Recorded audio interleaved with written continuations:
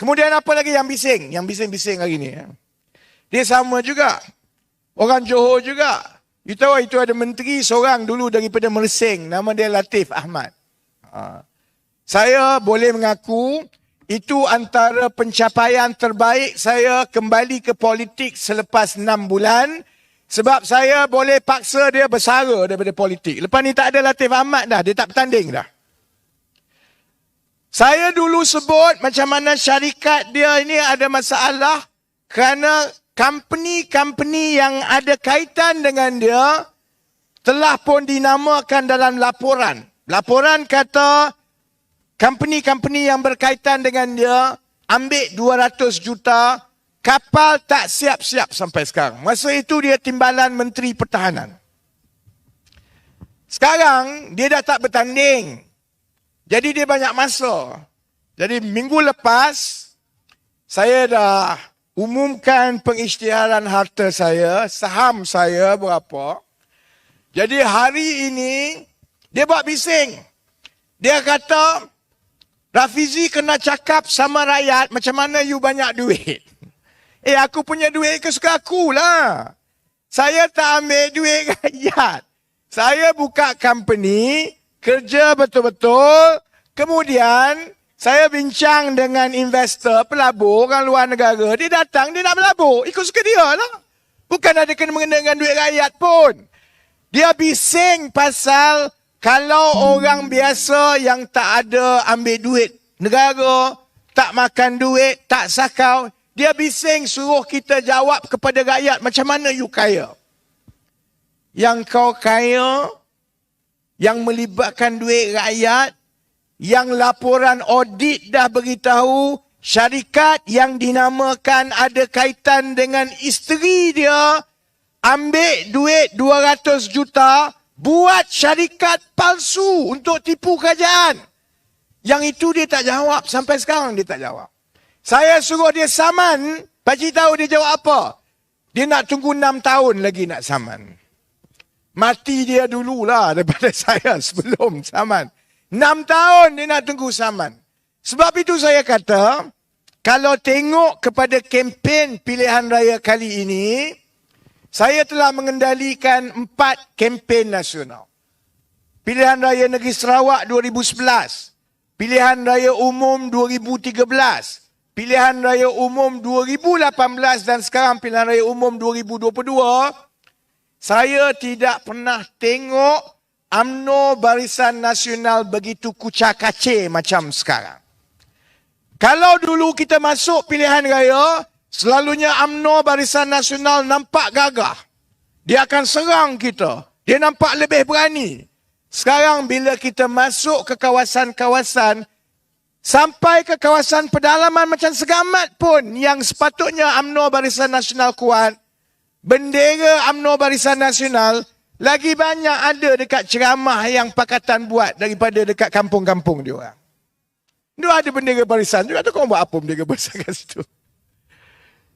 Ada sebab kenapa berlaku begini.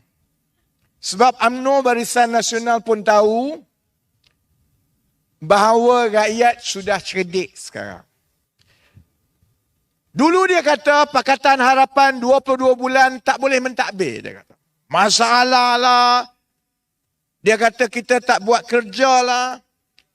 Jadi dia ulang berkali-kali 22 bulan. Macam 22 bulan itu paling teruk sekali dalam dunia. Dia tak sedar selepas dia ambil alih kerajaan dengan pertolongan orang-orang macam Edmund Santara dulu. Edmund pergi mana sekarang Edmund? Balik New Zealand sudah, New Zealand. Ada cerita pasal Edmund Santara tau. Ada cerita. Masa mula-mula dulu dia masuk politik. Dia buat baik dengan saya. Masa tu dia sibuk sangatlah minta tolong saya jual tanah-tanah dia yang ada dekat New Zealand. Dia ada tanah banyak dekat New Zealand. Dia nak buat development tapi kurang menjadi. Masa tu dia jumpa saya. Masa itu pun, masa tu saya muda. Saya ingat, Yalah, saya ingat orang ni tak reti bohong. Kan? Kita tak pandai bohong, jadi kita ingat orang lain pun tak pandai bohong lah. Jadi saya ingat dia betul-betul lah nak tolong rakyat. Dia kata dia orang kaya, dah banyak duit. Jadi sebab sekarang dia dah banyak duit, dia nak tolong orang kampung miskin dekat Segamat, dia kata. Walaupun masa tu pun saya dah pelik dah. Kalau kau banyak duit, yang kau nak jual tanah dekat New Zealand ni sebab apa? Duit tak banyak sangat lah. Tapi sebab orang macam Edmund Santara, UMNO, PAS, Bersatu, rampas mandat rakyat tahun 2020. Kan? Jadi dia ulang-ulang 22 bulan, 22 bulan, 22 bulan. Dia kata kalau kepada orang Melayu, dia kata kalau undi Pakatan Harapan, nanti China dengan India yang akan berkuasa. Ni kalau Segamat, UNES menang. Ni China ke India ni? Sekejap cakap Tamil, sekejap cakap Cina, sekejap cakap Melayu. Jadi saya tak tahu Melayu ke Cina ke India ni. Kepada orang Melayu dia kata kalau you undi Pakatan, undi PKR nanti dapat DAP. Kalau dapat DAP, nanti orang Melayu dekat masjid orang sudah tidak boleh azan. Sekarang tak boleh azan. Segamat boleh azan lagi kan? Kan boleh kan? Tanya je mana tahu kan. Dia punya tipu bohong itu, mana ada tempat dekat Malaysia ni yang orang tak boleh azan. Kawasan saya dekat Pandan. Pandan adalah kawasan campuran, 50% Melayu, 50% bukan Melayu. Ada kawasan bercampur, ada yang penduduk Cina, ada penduduk Melayu, ada surau. Dah berpuluh tahun saudara-saudari, surau tu boleh azan macam biasa. Dan sepanjang saya jadi ahli parlimen Pandan dahulu, saya tak pernah dapat sekali pun komplain daripada orang bukan Melayu yang komplain kata surau itu azan bising pagi-pagi. Jadi yang buat cerita ni ialah UMNO, Barisan Nasional, PAS dengan Bersatu sebab dia takut kalau orang Melayu faham mengundi ni bukan soal Cina, bukan soal DAP, bukan soal perkauman. Mengundi ni soal boleh mentadbir dengan baik ke tidak. Kamu cerdik, rakyat bagus. Kamu rajin, rakyat selesa. Kalau kita ada menteri-menteri yang jujur, yang rajin, yang cerdik, maka yang akan dapat manfaat adalah rakyat. Dia takut benda itu. Sebab di kalangan dia ada yang bodoh, ada yang malas, ada yang sakau duit, ada yang macam-macam lah. Sebab itu dia tak nak rakyat fikir pasal menteri mana buat kerja, menteri mana rajin, apa nak buat untuk rakyat. Dia akan terus racun pasal rakyat tentang perkauman. Cuma dia lupa. Daripada Februari 2020 sampai sekarang, dah masuk 33 bulan. Dia kata 22 bulan gagal. Sekarang dah 33 bulan. Bila rakyat fikir balik, di antara masa 22 bulan yang Pakatan Harapan menjadi kerajaan itu, banding dengan 33 bulan kerajaan PAS, UMNO, Bersatu, MCA, MIC, sebenarnya keadaan jauh lagi teruk masa 33 bulan berbanding dengan masa 22 bulan. Paling kurang, masa 22 bulan, kita telah berjaya menurunkan harga minyak dan harga minyak itu kekal rendah RM2.05 sampai sekarang, saudara-saudara. Kalau tidak kerana Pakatan Harapan, harga minyak itu dah naik lebih kurang RM4. Tapi sebab Pakatan Harapan dah tukar dasar bila kita mula-mula menang dahulu dan kita pastikan jangan naikkan harga minyak, harga petrol bila ada turun naik harga minyak di pasaran dunia. Kalau harga minyak mentah naik, bagi subsidi. Kalau harga minyak mentah turun, you turunkan harga. Jadi bila Pakatan Harapan dah buat, dia takut nak ubah sekali. Paling kurang, masa zaman PH dahulu, daripada Mei 2018 sampai sekarang, kita boleh merasa kebaikan harga minyak yang stabil dan rendah. Baik 33 bulan. UMNO, PAS, Bersatu, MCA, MIC berkuasa. Telur pun tak ada, saya. Telur pun tak ada. Macam mana dia nak selesai masalah rakyat? Masalah telur pun dia tak boleh selesai. Rakyat Malaysia tak bodoh. Dia boleh fikir, aku dah hidup 50 tahun, tak pernah seumur hidup aku negara mengalami krisis telur. Tak pernah ada.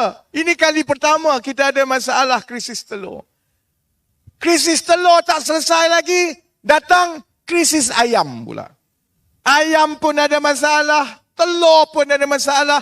Kalau ayam dengan telur pun kamu tak boleh selesai, macam mana kerajaan UMNO, MCA, MIC, Bersatu, PAS nak selesaikan masalah-masalah yang lagi rumit? Contoh macam Yunes sebut tadi.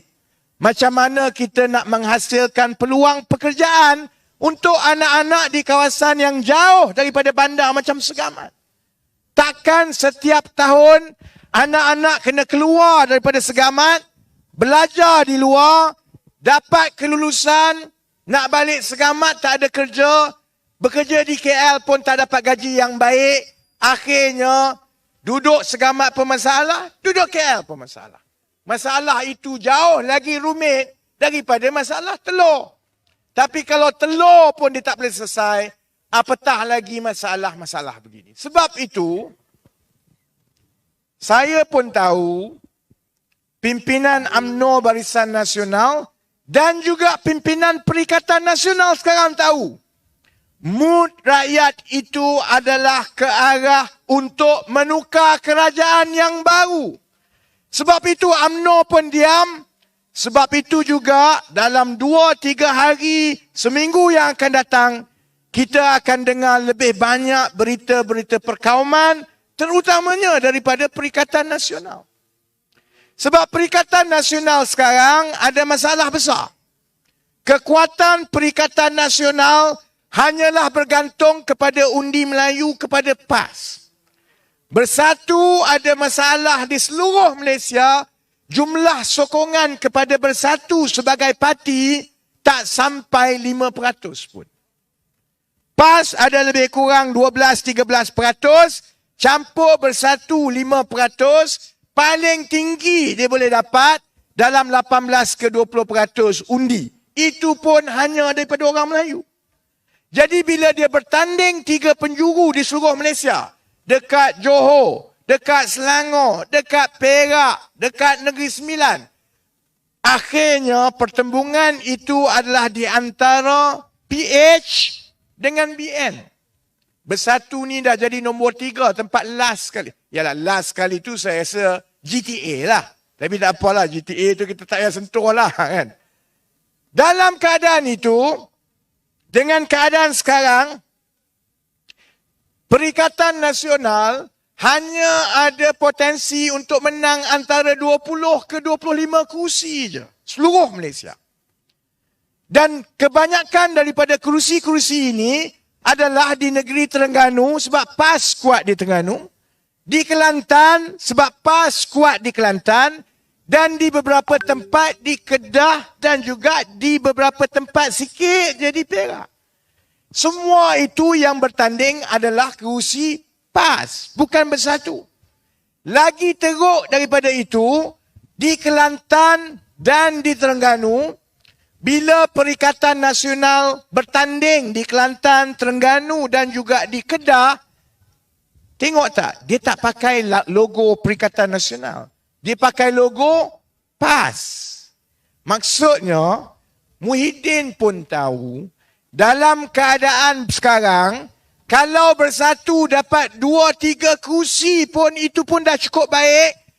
Tapi, lepas pilihan raya, secara rasmi di Parlimen, Perikatan Nasional, mungkin ada 3-4 kursi saja yang logo Perikatan Nasional, sebab semua kursi yang bertanding pakai logo PAS, dikira kerusi PAS. Jadi Muhyiddin dah fikir, sekarang PH nampak ke depan, mungkin 80-90.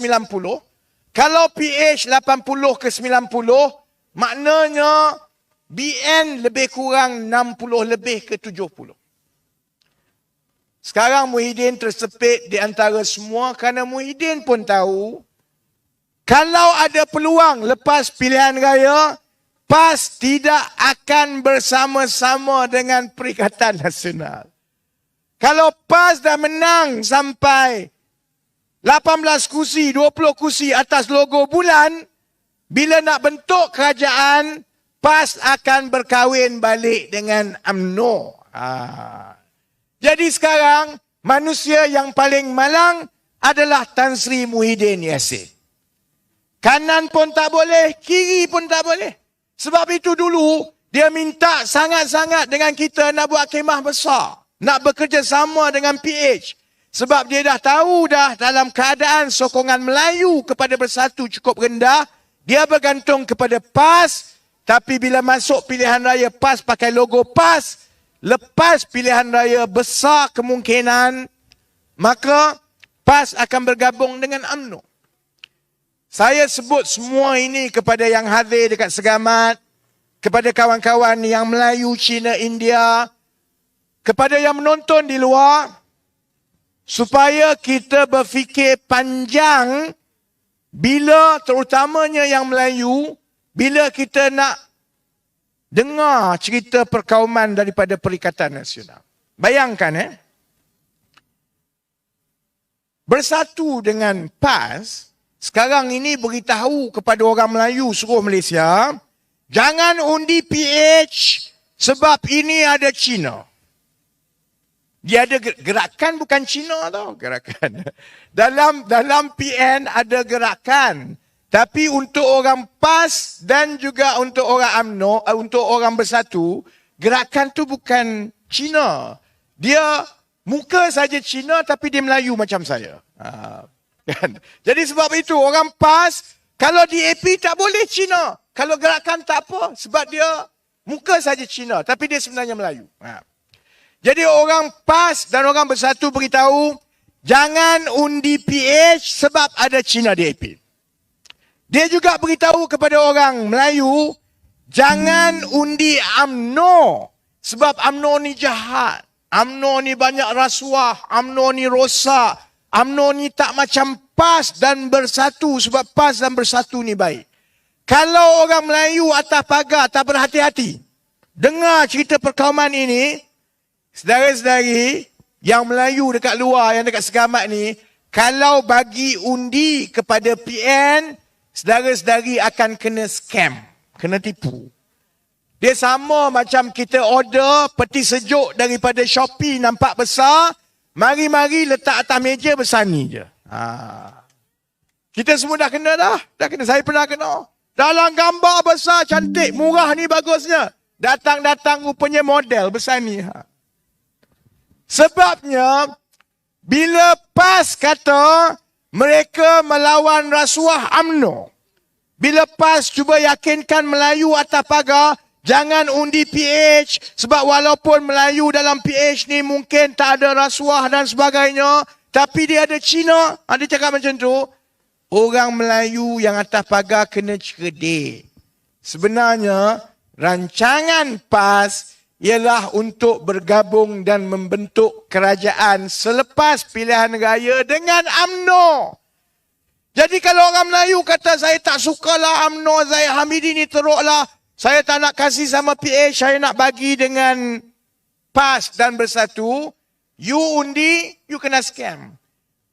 Ingat undi Haji Hadi, dapat Zahid Hamidi. Jadi sebab itu pilihan raya ini cukup penting, terutamanya kepada pengundi-pengundi atas pagar semua kaum. Ini bukan soal perkauman. Ini soal masa depan kita. Saya tak apa, saya sebenarnya, saya dah rasa tua. Saya tak tahulah ni yang tua-tua kat depan ni, you tak rasa tua ke? Yunes okeylah muda. Yong Tau dah tua.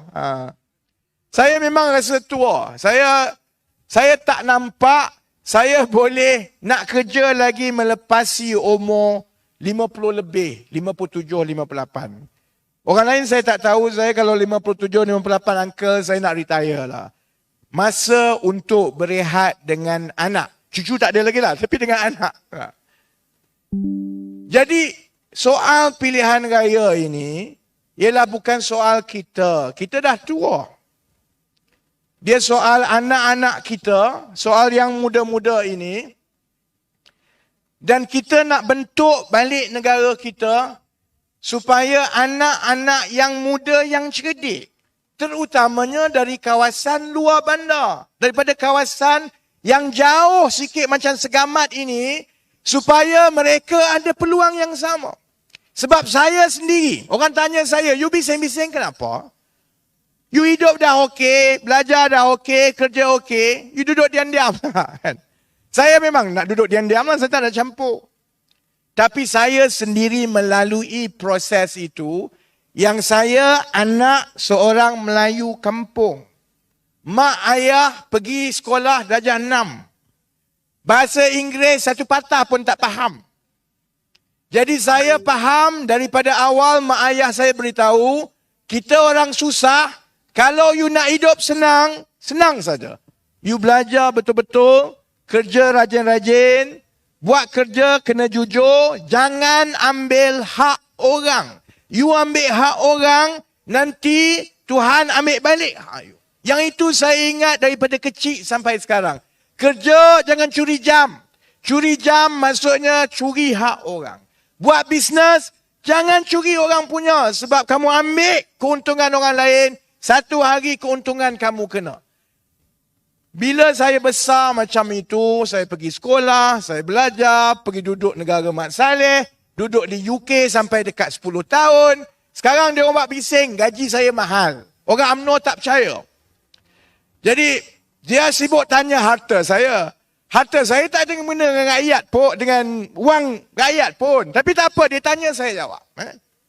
Pengalaman saya, Uncle Auntie, saya datang keluarga susah. Saya belajar memang betul, saya daripada darjah 1, peperiksaan pertama nombor 1 tiap-tiap penggal. Sampai ke sudah. Jadi saya dapat keputusan baik, dapat beasiswa pergi luar negara. Saya kerja dekat London. Bila saya balik, masa itu negara kita ini masih lagi ada peluang yang baik untuk budak-budak yang rajin, yang cerdik. Saya balik daripada London, umur 26, terus jadi manager, gaji 11,000. 26. Bila confirm saya jadi manager, gaji saya 11,000. 1 tahun lepas itu saya naik pangkat lagi, daripada manager saya jadi ketua bahagian. Bila you jadi division head, daripada 11,000 jadi 25,000 ringgit tiap-tiap bulan umur 27. Masa itu bonus saya dekat oil and gas 1 tahun. Kerja gaji 25,000 tiap-tiap bulan, akhir tahun dapat bonus 1 tahun. Jadi kalau gaji 25,000, gaji sebenar di akhir tahun 50,000. Umur saya 27 tahun. Jadi saya tahu apa maknanya kalau kita berada dalam suasana yang orang yang rajin, orang yang jujur, orang yang nak buat kerja betul-betul dapat habuan yang sebenarnya. Masalah kita, negara kita tak macam itu sekarang.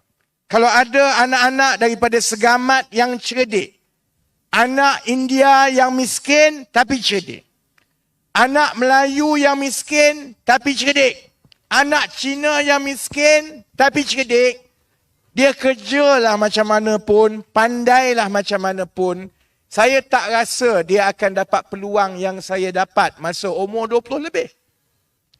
Sebab itu pilihan raya ini ialah mengenai mereka. Sebab jadi tanggungjawab kita yang lebih tua ini untuk memastikan setiap yang susah itu tanpa kaum, kalau dia cerdik dan dia rajin dan dia jujur, kita kena bantu dan kita kena bentuk ekonomi kita supaya mereka bila mereka kerja kuat, mereka boleh jadi kaya raya. Bila dia kaya, dia balik kampung dari Segamat, orang Segamat akan dapat manfaat daripada kejayaan dia. Dulu-dulu benda tu boleh berlaku. Sebab itu orang kata banyak orang kaya Cina Malaysia ada kat Batu Pahat. Asal Batu Pahat, duduk Kuala Lumpur, buat wang di Kuala Lumpur, bawa duit kembali ke Batu Pahat. Dulu. Sekarang tak boleh dah. Yang kaya-kaya sekarang duduk dekat hotel Kajang sebab lepas curi duit. Sekarang. Sebab itu kita kena ubah budaya negara kita.